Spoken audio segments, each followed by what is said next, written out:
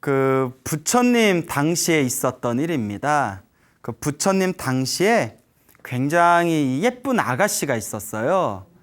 근데 이 아가씨는 이 세속의 어떤 욕망이나 세속의 쾌락에 대해서는 전혀 관심이 없었다고 합니다. 오로지 돛 닦는 거에 관심이 있었대요. 그래서 깨달음에 대한 어떤 그 열정이라고나 할까요? 진리에 대한 열정, 깨달음에 대한 열정이 강했고 세속에서 일어나는 욕망에 대한 집착에는 관심이 없었다고 합니다. 그래서 이 아가씨가 부모님을 찾아가서 저 출가하겠습니다 라고 이야기를 합니다. 그러니까 부모님이 당연히 출가를 시켜줄 리가 없겠죠. 너 그거 무슨 말이냐? 뭐 그런 쓸데없는 얘기하지 말고 빨리 결혼할 준비나 해라. 그래가지고 이제 그 딸이 성년이 다 되었을 때 여기저기 좋은 가문의 남자를 알아보고 알아봐서 굉장히 좋은 집안의 남자와 결혼을 하게 됩니다. 그래서 이제 결혼을 해가지고 집에서도 시부모님을 열심히 모시고 남편한테도 그렇게 잘했대요. 그러다가 이제 결혼 생활을 하면서도 너무나 출가에 대한 진리와 깨달음에 대한 열정 때문에 참다가 남편한테 사정합니다. 여보, 나 머리 깎고 출가하게 나를 놓아주세요 이러는 거예요. 그 남편이 놓아줬겠어요? 안 놓아줬겠어요? 그래 가라 이랬대요. 예, 남편이 딴 여자가 생겼는지.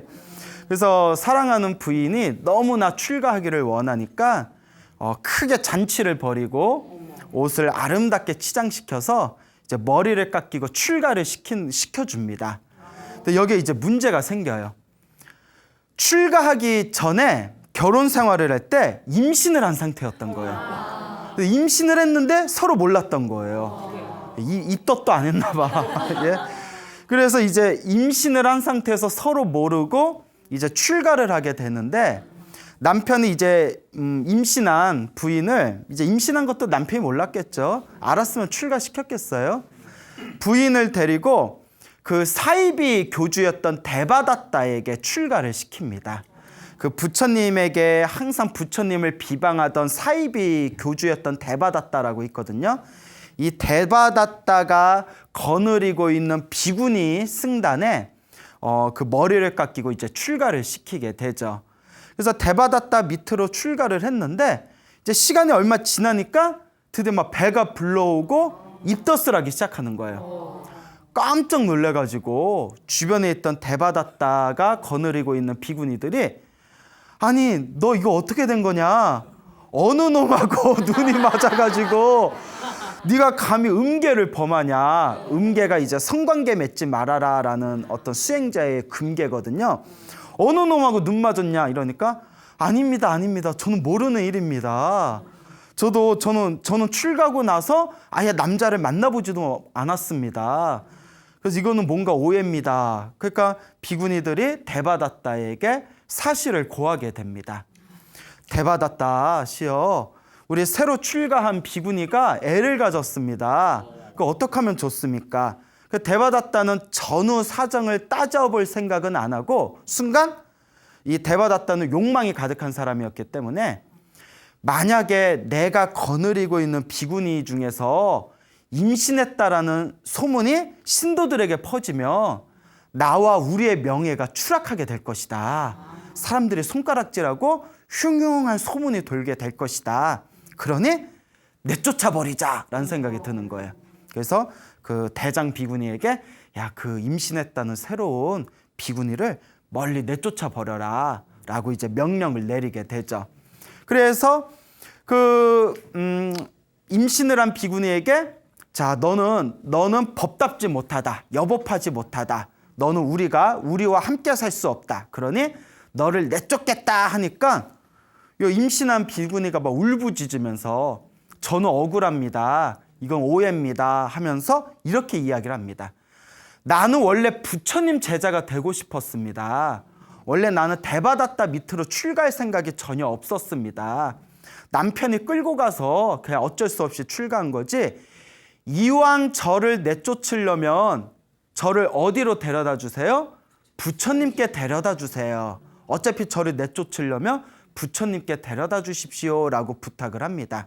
그러니까 대바다타를 섬기는 비구니들이 먼 길을 걷고 걸어서 먼 곳에 떨어져 있는 부처님이 계신 사원까지 그 임신한 비구니를 바래다 줍니다. 또 이거 보면 그렇게 나쁜 사람들 같지는 않아요. 또 먼 길을 이렇게 데려가서 사람들이 그렇게 이제 심성이 못된 사람 같지는 않아요. 그래서 자, 네가 원하는 대로 부처님이 계신 사원을 우리가 바래다 줬으니까 나머지 일은 네가 해결해라 라고 이야기를 하고 이제 헤어지게 됩니다. 그래서 이제 부처님께 출가를 이제 고하게 되었는데 부처님께서 딱 보시니까 이제 배가 불러오고 있잖아요. 그래서 우리 부처님 개울에도 임신한 사람이 출가할 수는 없거든요. 뭐 애를 낳고 출가하든지. 그래서 딱 보니까 부처님께서 전후사정을 부처님은 다 알고 계시는 거예요. 신통의 힘으로 이게 다 출가하기 전에 남편과 잠자리를 통해서 애를 가졌는데 임신한 것도 모르고 머리 깎고 출가했구나라는 건 부처님은 다 꿰뚫어 보셨지만 혹시라도 뒤에서 이상한 소문이 돌까 봐 부처님께서 다음과 같은 방법을 사용하십니다. 그 왕을 비롯해서 수많은 사람들에게 존경받는 명성이 높은 불자들을 이렇게 이제 한 자리에 신도들을 모았답니다. 사람들에게 존경받는 왕가 그리고 이제 불자들 신도들을 모아놓고 우바리 존자, 계율 제일이라 불리우는 우바리 존자를 부릅니다. 그러니까 계율을 담당하는 분이에요. 우바리 존자, 우바리 스님에게 자, 이 임신한 비구니가 혐의가 있다. 사람들에게 이렇게 의심받는 혐의가 있는데 이걸 수많은 이 신도들 앞에서 이 혐의를 명확하게 비비를 분별하고 이것이 어떻게 된 일인지를 명확하게 신도들 앞에서 환히 드러내놓도록 해라라고 이제 부처님께서 우바리 존자에게 명령을 내리십니다. 그래서 우바리 존자가 부처님의 이제 명을 받고 위사카라는 아주 명망 높은 그 이제 보살님을 우리로 치면 보살님이고 그 당시에 여자 신도를 이제 모셔오게 됩니다. 이 위사카를 왜 모셔오게 됐냐면 위사카가 굉장히 아이를 많이 낳았대요. 아이를 많이 낳고 또 손주도 많이 키워봤기 때문에 임신한 여자가 어떤 상태인지를 아주 명확하게 이해할 수 있는 그런 지혜가 있다고 합니다. 그래서 일부러 위사카를 다 불러가지고 그 임신한 비구니의 몸을 이렇게 검사를 해보도록 이제 부탁을 합니다. 위사카가 이제 커튼을 쳐놓고 안에 이제 임신한 비구님을 모시고 난 뒤에 몸 구석구석을 살펴봤겠죠. 배도 만져보고 가슴도 만져보고 이렇게 살결도 만져보고 하나하나. 근데 이제 위사카가 하도 애를 많이 낳아서 이제 베테랑이잖아요. 그래서 좀 이상한가 표현이? 하도 애를 많이 낳아서 전문가잖아요. 딱 이렇게 하더니 제가 본 바로는 적어도 몇 개월 전에 임신한 몸입니다. 부처님이 그 얘기를 듣고 이제 신도들과 함께 계산을 이제 따져봅니다. 대바다타에게 출가한 게 몇 개월 전이고 위사카가 봤을 때 임신한 거는 몇 개월 전이니까 계산을 해보면 이 비구니는 출가하기 전에 임신을 한 것이다. 그러니 계율을 어긴 것이 아니다. 그러니 아무런 혐의가 없다라고 판명을 내리고 비구니로서 사원에서 수행할 수 있게끔 부처님께서 제자로 받아들이십니다. 자, 이제 그런데 어차피 이제 임신을 한 상태니까 비록 출가 전에 애를 가지고 왔지만 임신을 한 상태니까 절에 있다가 결국 떡두꺼비 같은 아들을 낳았대요. 이제 딱 아들을 낳았는데 근데 그래요. 우리 같으면 아들 낳았으면 전 남편한테 보내주면 되잖아요. 야, 네 애다 뭐 이러면서 잘 키워라 그잖아요.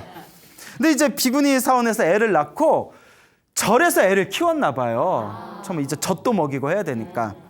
근데 어느 날 이제 왕이 이렇게 이제 부처님께 예배드리고 법문 듣고 그 사원을 지나가다가 비구니 사원에서 원래 비구 스님들 사는 절하고 비구니 스님들 사는 절은 동떨어져 있어야 되거든요. 그래서 부처님 법문을 듣고 지나가는 길에 비구니 사원 앞에서 애가 앵앵 우는 소리가 들리는 거예요. 아기 울음소리가 들리니까 부처님께서 아니 왜 비구니 절에 왜 애 우는 소리가 들리지? 옆에 있는 신하한테 물어봤더니 예, 출가하기 전에 애를 가졌던 그 비구니 스님이 지금 애를 낳아가지고 여기 비구니 사원에서 잠시 키우고 있는 걸로 알고 있습니다 하니까 저 왕이 그래도 스님들이 수행하시는 비구니 사원에서 애를 키운다는 게 되겠냐, 내가 양자로 거둬드리겠다 해가지고 이제 왕이 이제 양자로 거둬드립니다. 뭐 순식간에 금수저가 되어버려요. 네? 그러니까 여러분, 인생은 타이밍이에요.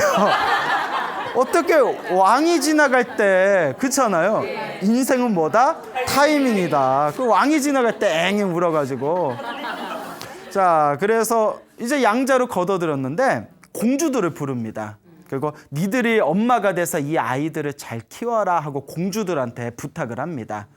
이제 쑥쑥 자라서 이제 7살이 되었대요. 7살이 이제 놀이터에서 놀고 있다가 어떤 애하고 싸움이 붙었는데 이 왕자가 그 아이를 이제 때리게 됩니다. 왕자가 이제 아이를 딱 때려요.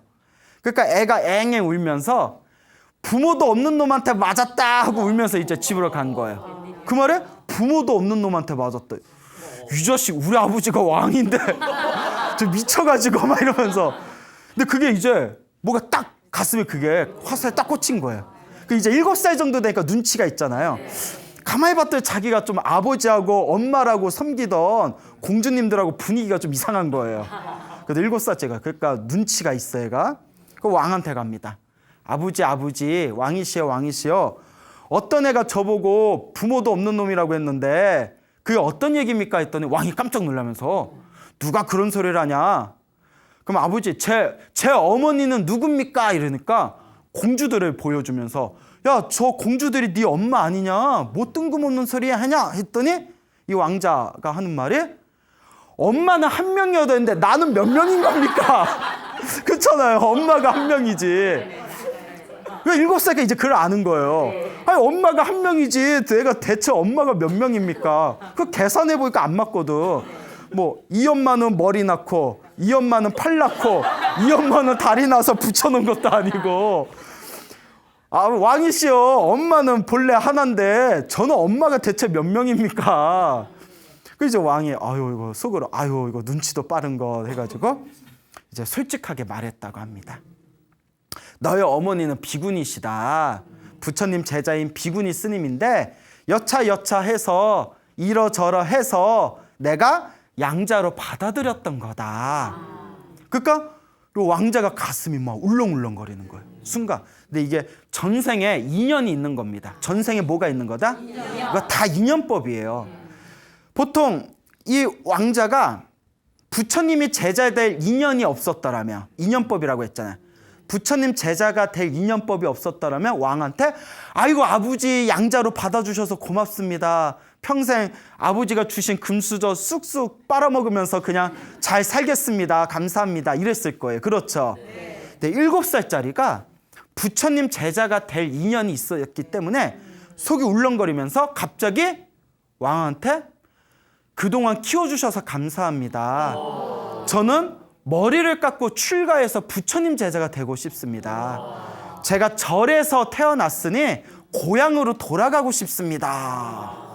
이게 인연법이에요. 몇 살짜리가? 7살짜리가. 너무 과해. 애가 7살짜리가 뭘 아른다고. 저 출가하겠습니다 하니까 왕이 그래 네가 원한다면 너의 뜻을 받아주겠다 해가지고 이제 왕의 배웅을 받으면서 부처님 제자가 됩니다. 7살에 머리 깎고 스님이 돼요. 그래서 이 스님을 꾸마라 까사빠 스님이라고 불리게 됩니다. 꾸마라 까사빠. 예, 뭐 그냥 대충 그런 인도말이라서 뭔 뜻인지는 나도 잘 모르겠고 꾸마라 까사빠이라고 이제 이야기를 이제 이름을 이제 부르게 되었는데, 요 까사빠 이제 스님이 7살인데도 머리를 깎고 아주 정신에 집중해서 열심히 기도를 합니다.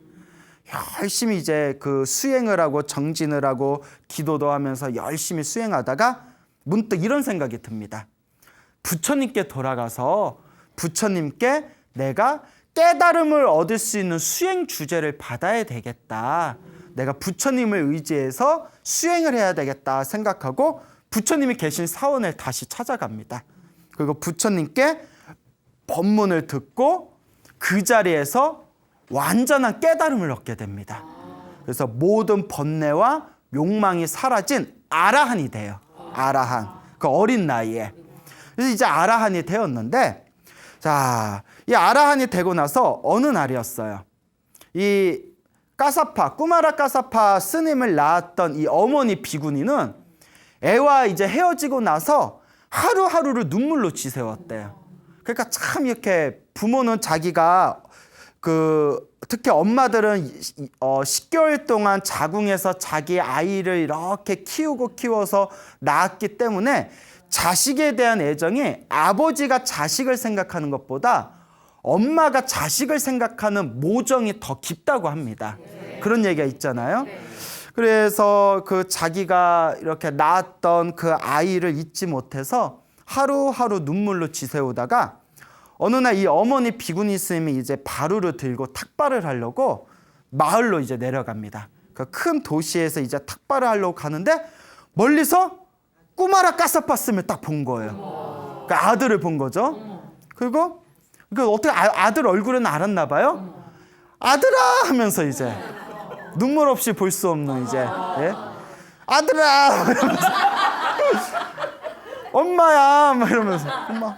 그러면 우리 같으면 막 엄마 막 이러면서 서로 껴안으니까 막 시장에 있는 사람들 막 박수 치고 막 눈물 흘리고 SNS에 눈물 없이 볼 수 없는 장면 막 올라가고 막 그럴 거 아니에요.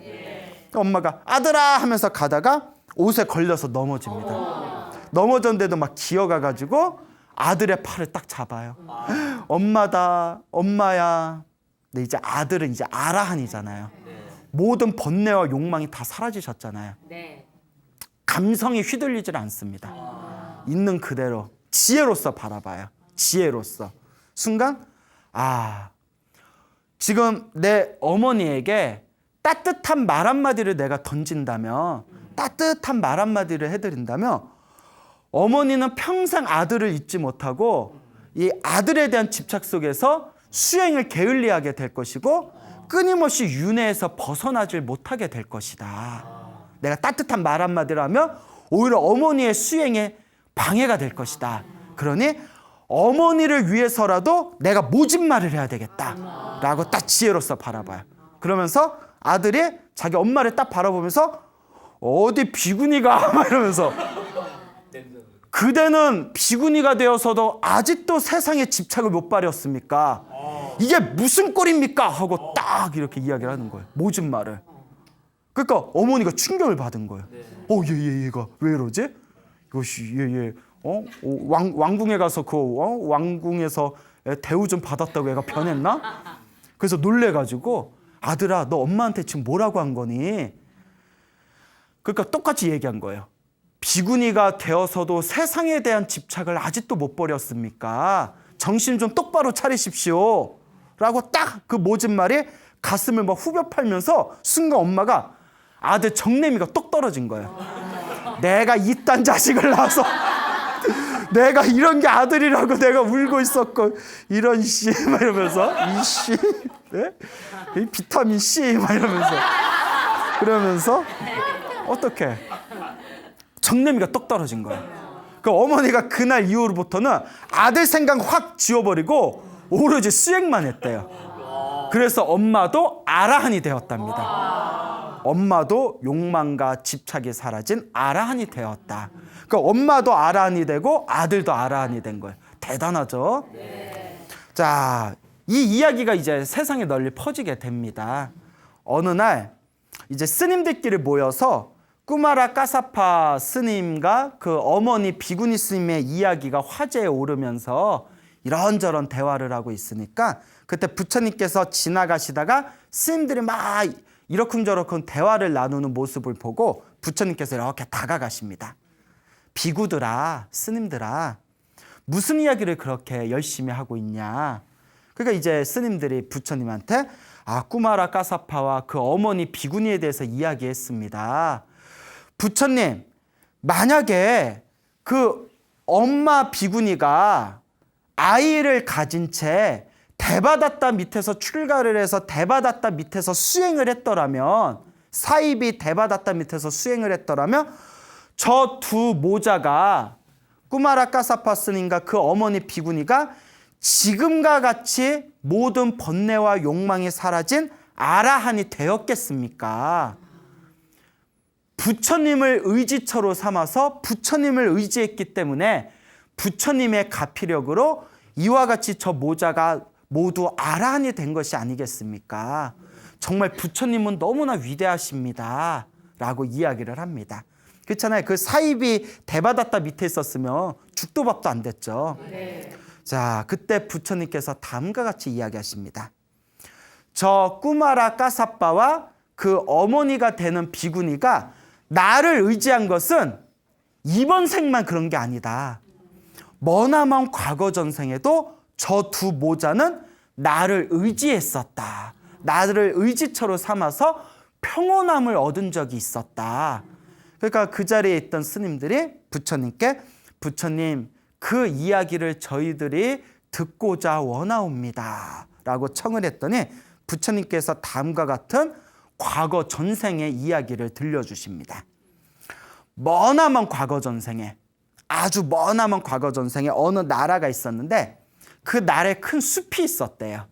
그 숲에 이제 사슴들이 살고 있었는데 두 마리의 사슴왕이 있었대요. 몇 마리의 사슴왕? 두 마리. 두 마리의 사슴왕이 있어서 사슴왕 각각의 사슴왕이 500마리의 사슴을 거느리고 있었대요. 그래서 첫 번째 사슴왕의 이름이 니그로다예요. 니그로다. 니그로다고요. 두 번째 사슴왕이 사카예요. 사카. 니그로다, 사카.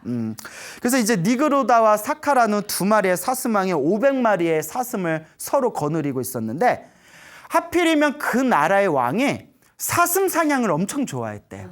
사슴 사냥. 그러니까 사슴 고기를 엄청 좋아했답니다. 그래서 그 숲을 다 이렇게 울타리를 쳐서 막아버려요. 그러니까 사슴들이 꼼짝없이 죽게 생겼잖아요. 그래서 사슴 왕이 왕하고 만나서 합의를 봅니다. 뭐라고 하냐면 우리가 매일 한 마리씩 사슴을 올리겠습니다. 매일 사슴을 올릴 테니 우리가 올리는 사슴을 받고 다른 사슴들은 절대 죽이거나 잡아먹지 말아 주십시오. 매일 저희들이 알아서 올리겠습니다. 라고 이제 아주 굴욕적인 협의를 보게 됩니다. 그렇게 해가지고 이제 니그로다가 데리고 있는 사슴과 사카가 데리고 있는 이 사슴을 매일매일 한 마리씩 서로 번갈아 가면서 사슴을 이렇게 올리는 거예요. 그런 와중에 사카가 거느리고 있는 사슴 중에 암사슴이 있었는데 다음에 이제 몸을 바쳐야 할 그 순서가 자기 암사슴한테 온 거예요. 근데 암사슴이 딱 봤더니 자기가 새끼를 잉태한 겁니다. 그래서 자기가 모시고 있는 사슴왕인 사카에게 가가지고 제가 새끼를 베고 있으니 새끼를 낳을 때까지만 순서를 바꿔주십시오 라고 부탁을 합니다. 그러니까 이 사카 사슴왕이 안 된다. 야, 다른 사슴들 생명은 그 소중하지 않냐. 그러니까 순서를 바꿔버리면 어떡하냐. 안 된다라고 거절을 했대요. 그러니까 암사슴이 울면서 새끼 때문에 그렇습니다. 새끼가 낳을 때까지만 봐주십시오. 안 된다 이러니까 울다가 지쳐서 이 암사슴이 옆에 있는 사슴왕인 니그로다를 찾아갑니다. 니그로다를 찾아가서 또 이제 자초지종을 얘기하면서 제가 새끼를 낳을 때까지만 이 순서를 바꿔주시면 안 되겠습니까? 니그로다 사슴왕이 너무 불쌍해서 다른 사슴들에게 이 암사슴이 새끼를 낳을 때까지 대신 순서를 바꿔줄 사슴이 없겠냐 하니까 다른 사슴들도 목숨이 아깝잖아요. 네. 그래가지고 그냥 다른 사슴들이 순서를 바꿔주겠습니다 하는 사슴들이 없으니까 니그로다 사슴왕이 결심을 합니다. 그러면 내가 대신 가겠다. 사슴 왕이.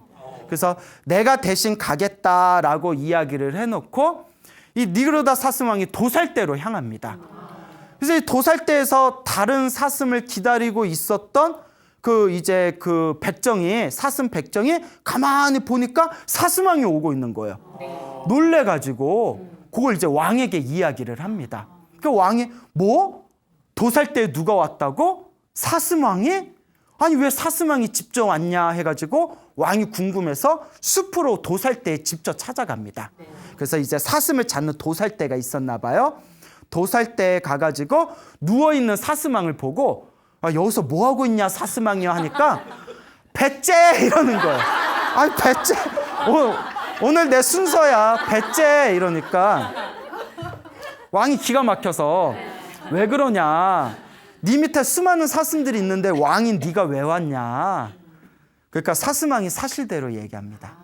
암사슴이 새끼를 낳을 때까지 제발 살려달라고 사정을 하는데, 그래서 너무나 안타까워서 내가 대신 왔습니다 했더니 왕이 그 자리에서 놀래가지고 한낱 미물인 한낱 짐승인 사슴의 왕조차도 자기의 백성을 보호하기 위해서 자기가 도살대로 직접 왔는데 정작 인간의 왕인 나는 저 살아있는 생명을 매일 잡아먹지 못해서 안달이었구나 하고 엄청난 부끄러움과 후회를 느끼면서 사슴왕에게 다음과 같이 얘기합니다. 오늘부로 나는 더 이상 사슴 사냥과 사슴 고기를 먹지 않겠다. 나를 용서해다오 라는 그런 아름다운 이야기가 과거 전생에 있었는데, 그때 부처님께서 다음과 같이 이야기하십니다. 그때 그 당시에 그 암사슴과 암사슴이 잉태하고 있었던 새끼 사슴이 바로 이번 생에, 그 암사슴은 이번 생의 어머니 비군이고 뱃속에 잉태했던 암사슴의 새끼는 바로 누구였다? 꾸마라 까샤파 스님이었다. 그리고 새끼를 가진 암사슴이 제발 순서를 바꿔서 새끼를 낳을 때까지만 살려주십시오라고 사정했었던 그 사슴왕 사카는 바로 이번 생에 대바다따였다. 대바다따. 대바다따가 내쫓잖아요. 예. 그리고 안 돼 하고 내쫓잖아요. 그리고 이번 생에 쿠마라 까사파와 그 어머니 비구니의 스승이 되는 나 부처가 바로 과거 전생에 그 목숨을 대신 내놓았던 니그로다 사스망이었다 라고 얘기하시면서 이와 같다. 이 꾸마라 까사파 스님과 그 어머니 비구니의 의지처가 되어준 것은 이번 생뿐만이 아니라 수많은 과거 전생에도 나는 그들을 보호해 줬었다라는 말씀을 남기십니다. 이번 생에 만나는 모든 인연이 다 이번 생에 이루어지고 이번 생에 끝나는 게 아닙니다. 다 과거 전생에서부터 알게 모르게 서로 이어져서 내려온 하나의 거대한 인연법이라는 거죠. 여러분들 주변에 있는 여러분들을 도와준 좋은 인연도 여러분들이 과거 전생에 뿌려놓았던 씨앗이고, 이번 생에 여러분들을 힘들고 괴롭게 하는 인연도 여러분들이 과거 전생에 여러분들이 뿌려놓았던 인연의 씨앗들이다라고 불교에서는 가르치고 있습니다. 그리고 부처님께서 또 다음과 같이 이야기하십니다. 어머니 비구니가 이 꾸마라 까샤파라는 이 총명한 아라한이 될 수 있는 아들을 낳은 것 자체가 머나먼 과거 전생의 다른 부처님 시대 때 부처님 앞에서 발언을 한 공덕이었다고 합니다.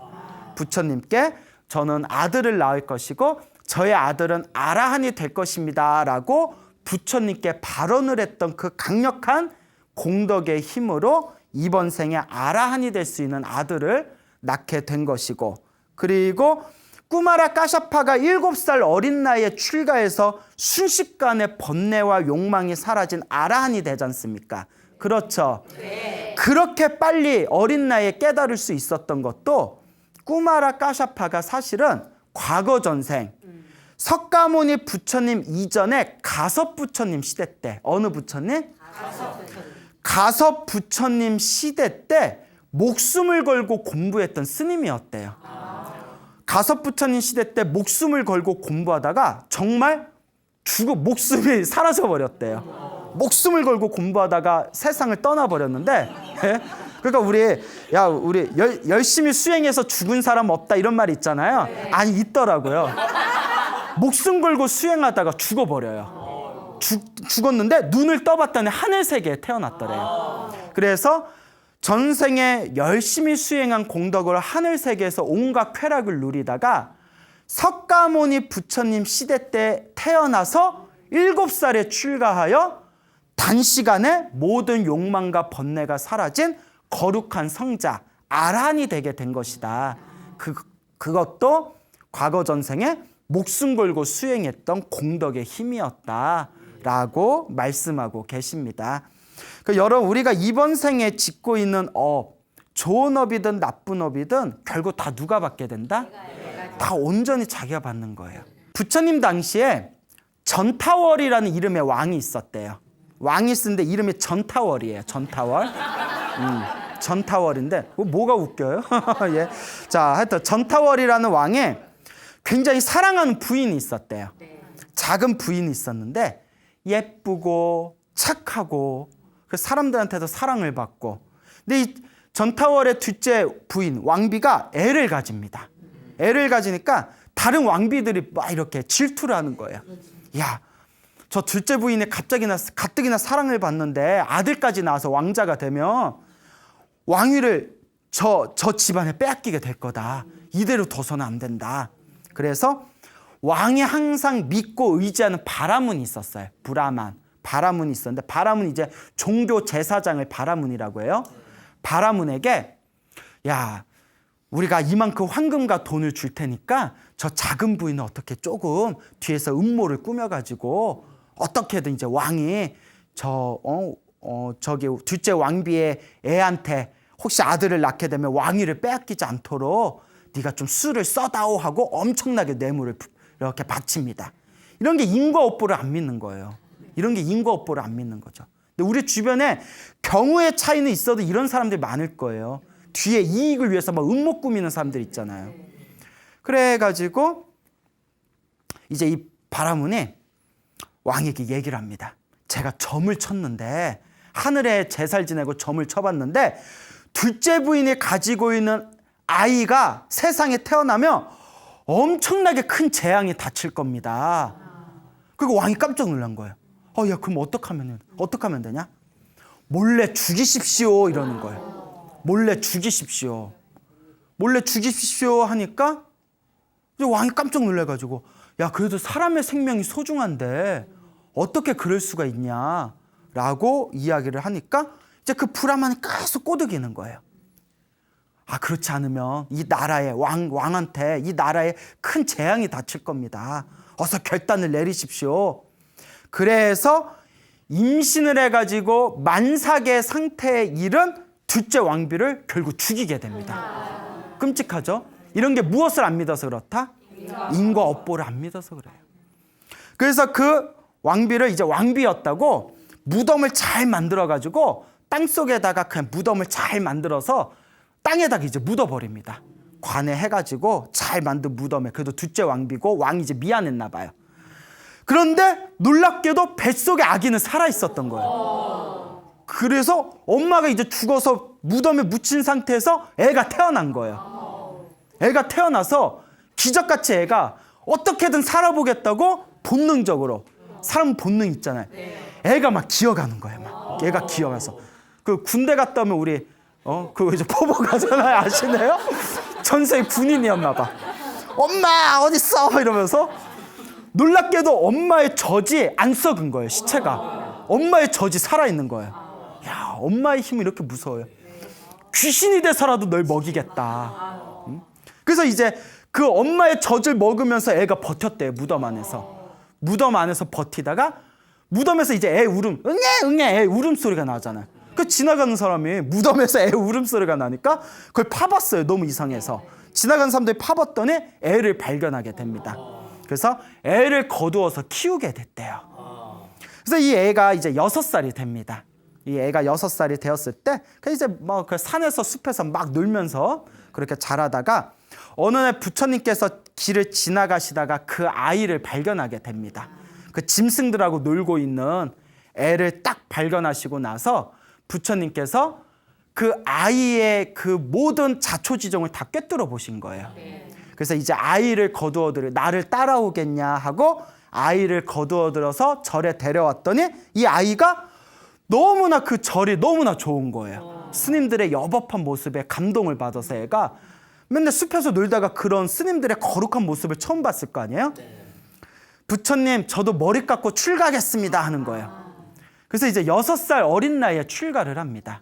그리고 부처님이 이름을 수타라고 지어줬대요. 뭐라고요? 수타. 그 수타 스님이 짜장면을 먹으면 수타면이 되는 거예요.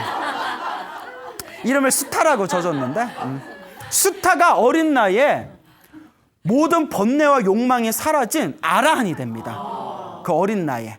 아라한이 딱 된 뒤에 부처님께서 아라한이 된 어린 수타를 불러서 수타 스님한테 저 먼 나라에 가면 전타월이라는 왕이 있다. 그 아버지죠. 네가 이제 모든 번뇌와 욕망이 사라지고 신통력이 자유자재하니 전타월 왕을 제도해라. 그래서 이제 수타 스님이 신통력으로 전타월 왕이 있는 궁전에 날아갑니다. 그래서 궁전을 지키는 문지기한테 왕을 만나러 왔습니다. 그러니까 문지기가 신하들이 왕한테 왕이시여 어린 스님이 와서 왕을 좀 뵙고자 합니다. 그 왕이 왜? 하더니 왕이 이렇게 가봤대요. 스님이 어린 스님이 찾아왔다니까. 어린 스님을 딱 보더니 스님, 동자 스님, 제가 마음에 항상 근심이 있습니다. 어떻게 하면 좋습니까? 그 수타 스님이 무슨 근심이 있습니까? 제가 이제 나이가 들었는데 제 뒤를 이을 왕자가 없습니다. 하니까 수타 스님 웃었대요. 히히히 하고 웃었대요. 히히 하고 웃으니까 왕이 열받은 거예요. 너무 화가 나면 우리가 전문 용어로 뭐라고 하죠? 빡쳤다 이러죠. 빡쳤다 이러거든요. 전문 용어로. 너무 화가 나면. 그래서 전문 용어로 너무 화가 나가지고 스님을 죽이려고 했어요. 그러니까 수타 스님이 하늘로 날아가가지고 막 신통력을 막 펼쳤대요. 그러니까 왕과 신하가 놀라서 그 자리에서 절을 올립니다. 자, 부처님께 갑시다. 부처님께 귀의하는 게 가장 귀중한 인연입니다 하고 왕과 신하들을 데리고 수타 스님이 부처님께 갑니다. 그러니까 부처님에게 다 가서 왕과 신하들이 부처님한테 절을 올렸더니 부처님이 다음과 같이 얘기합니다. 왕이시여, 저 수타 스님이 누군지 압니까? 그대가 과거에 죽였던 둘째 왕비의 바로 살아있는 아들입니다. 왕이 놀래가지고 이거는 바라문하고 자기뿐이 모르는 사실인데 온몸에 땀을 줄줄 흘리는 거예요. 네 아들이다 뭐 이러니까 그때 왕이 이렇게 얘기합니다. 머나먼 과거 전생에 머나먼 과거 전생에 어느 가난한 소를 키우는 농부가 있었는데 가난한 이 농부가 어느 날 왕과 수많은 백성들이 부처님과 스님들께 공양 올리는 모습을 보게 됩니다.